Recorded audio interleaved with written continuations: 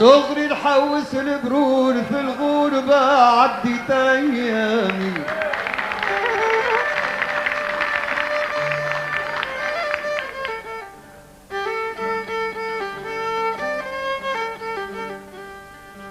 الغربة عديت أيامي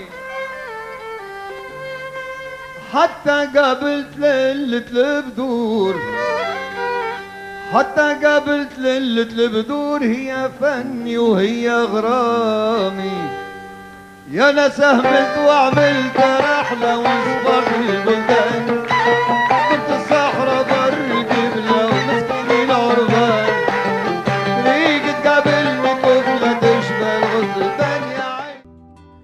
Mamie, aujourd'hui, si j'ai décidé de t'interviewer, c'est parce que tu nous as souvent dit que tu souhaitais raconter ton histoire à plusieurs reprises, de ton vécu en Tunisie. C'est vrai. Aujourd'hui, je suis là pour réaliser un de tes rêves et je suis là pour t'écouter. Eh ben, je suis bien contente. Je suis très heureuse. Est-ce que tu es prête? Oui. Est-ce que tu peux te présenter? Je m'appelle Georgette. Je suis née à Tunis le 9 avril 1929. J'ai 90 ans et bientôt 91. Oui, je vis en France. Mamie, est-ce que tu peux me raconter ton enfance? Bien sûr. Très belle. Enfant. Très belle. Je la souhaite autour de moi, tout ce que j'aime. Ils ont la même enfance que moi, beaucoup à l'école. Pourquoi? Pourquoi? Parce que c'était une école mixte et comme bon, les filles n'étaient pas tellement proches de moi parce qu'ils voyaient que les garçons ils étaient plus proches de moi. Donc j'étais partie, j'ai quitté l'école, j'avais, qu'est-ce que je peux te dire, peut-être 10 ans, 11 ans. Et je suis restée enfermée chez moi à la maison, je ne suis plus sortie. Qui a pris cette décision? Ben, parce que la directrice, bien sûr, elle est venue me chercher 2 fois à la maison. Et mes parents, ils ont dit non, ça y est, on ne veut plus qu'elle va à la maison, qu'elle reste à l'école, qu'elle reste à la maison. Par rapport aux garçons, il y avait des histoires avec les filles et les garçons. Donc, je suis restée à la maison. Je ne suis plus retournée. Voilà. Tu as arrêté l'école? J'avais peut-être 13 ans, même pas. Si je mets une toilette le samedi, je ne la remets pas la semaine d'après. Il faut qu'il y ait une autre toilette. Mon père, il allait chez un grand magasin venu de Paris qui s'appelle Tout Nouveau. D'ailleurs, c'était français. Et les tissus qui arrivaient à Tunis, mon père il les a portés. Vite, il faut monter à la couturière pour qu'elle la prépare pour le samedi prochain. Il faut que le samedi d'après, je ne mets pas la même toilette, une toilette nouvelle. Il avait un calèche, un cheval très beau. Je l'ai encore devant moi. Il était couleur beige. Voilà. Voilà. Voiture aussi. Chauffeur, si je voulais faire des courses ou acheter quelque chose, j'étais toujours accompagnée en voiture. Les sorties, je ne sortais pas seule. Mamie, y a-t-il des événements qui t'ont marqué en Tunisie? L'arrivée des Allemands, des nazis, arrivés en Tunisie. Et puis, quand il y avait la guerre, bien sûr, il y avait les sirènes, on dormait habillés, on dormait, façon de parler, on dormait presque pas, habillés. Dès qu'il y a les sirènes, on courait pour aller dans les tranchées. Et les tranchées, c'était quand même une bonne marche à faire. Avenue de Londres, dans le cimetière. C'était cimetière, ils ont creusé, ils ont fait des tranchées. Et des fois, je voyais comment faire David y crier. Il avait une tête d'un mort ou un bras. Et on était dans cette terre-là, dans les tranchées pour nous cacher. Après, on attendait que la sirène s'arrêtait, que les Allemands couraient pour retourner à la maison. Ça veut dire qu'on dormait habillés pour courir dans les tranchées la nuit. Tu avais peur? Ah oui, beaucoup. Beaucoup, j'avais peur, beaucoup dans les tranchées parce qu'on voyait que les os. Tu avais quel âge? J'avais 13 ans. 13 ans, 14 ans. Ça a duré combien de temps? Oh, pas mal de temps. Les Allemands, qu'est-ce qu'ils ont fait? Ils ont vidé les maisons des Juifs, les maisons des Juifs de la haute gamme. et l'argenterie, et l'argent, et de l'or et tout. Ils ont vidé beaucoup de maisons des Juifs, des Allemands. La tienne? Non, nous, on était dans la maison. On était dans la maison. On était enfermés avec les barreaux, dans les fenêtres et tout. Mais on sortait quand il y avait les sirènes. Il fallait sortir pour aller dans les tranchées. Ah, les lumières. On allumait avec des petits trucs au pétrole, tu vois, des lampes à pétrole. Et moi, pour accompagner mon frère, je tenais la lampe.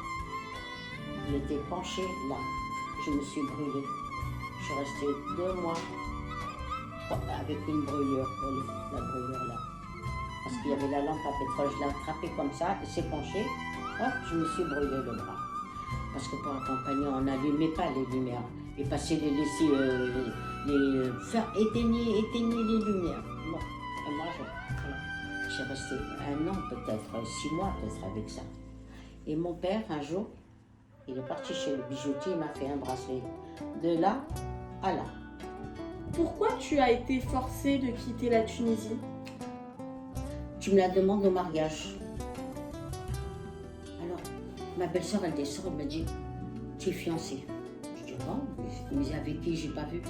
Elle m'a dit, c'est le frère qui est venu de Paris. Alors, en même temps que le mariage de sa sœur, moi, je me mariais 8 jours après avec lui. Et je ne le connais pas, j'étais en pleurs. J'ai pris le bateau au port de Tunis. J'arrivais à Marseille. À Marseille, je prenais le train pour arriver en France. Il a dit à mon père qu'il avait un appartement. Et ce n'était pas un appartement, c'était une chambre de bonne. Comment tu as évolué après tous ces événements? J'ai évolué toute seule. J'ai quitté mon mari, bien sûr. J'avais mes 2 enfants. Et après, j'ai trouvé du travail. Et dans ce travail, j'ai rencontré quelqu'un. Je me suis remariée. Et j'ai eu encore 4 enfants. Ça faisait 6, bien sûr. Et j'ai fait l'expo aussi. J'ai présenté la Tunisie. Après l'expo, je suis rentrée à Paris. J'ai pris une affaire qui s'appelle la Tour des Délices. Et voilà, j'ai travaillé, j'ai réussi. J'ai fait d'autres affaires et puis voilà. Est-ce que tu peux me raconter un de tes meilleurs moments et souvenirs? Les souvenirs, mes clients, après le repas, ils montaient au premier étage pour jouer aux cartes. Et ça criait, ça hurlait, on les entendait dans le passage crier. Et un jour, j'ai dit, bon, qu'est-ce que je vais faire? Parce que je montais, j'engueulais. Un jour, je dis, tiens, j'ai une bonne idée.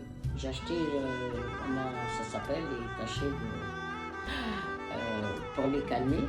Je leur mettais dans la théière, la théière avec le thé. Après, un jour, il y en a un qui s'est endormi. Le pauvre, c'était Claude Coel qui s'est endormi. Alors, je dis, bon, allez, lève-toi, il est tard maintenant, il faut que tu rentres chez toi. Il me dit, non, mais je peux pas. C'est calmé.